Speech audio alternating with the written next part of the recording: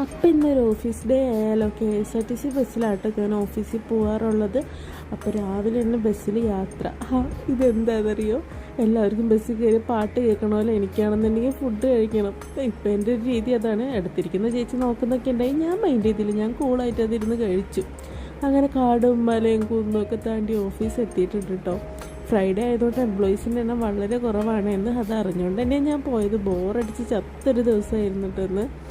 അങ്ങനെ ഓൺലൈനായി ഓഫ്ലൈനായിട്ടൊക്കെ പഞ്ച് ചെയ്തിട്ടുണ്ട്. പിന്നെ ഫസ്റ്റ് ടാസ്ക് വെള്ളം നിറയ്ക്കുക എന്നുള്ളതാണ്. ബോട്ടിൽ വെള്ളമൊക്കെ നിറച്ച് മീറ്റിംഗ് ഒക്കെ അറ്റൻഡ് ചെയ്തു.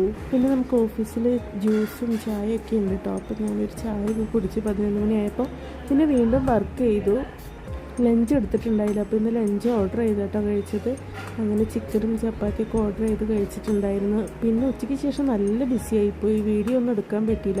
5:30 ഓഫീസിൽ നിന്ന് ഇറങ്ങിയതാണ്. വീടെത്തിയപ്പോൾ 8 മണിയായിട്ടോ. അത്രയും ബ്ലോക്ക്.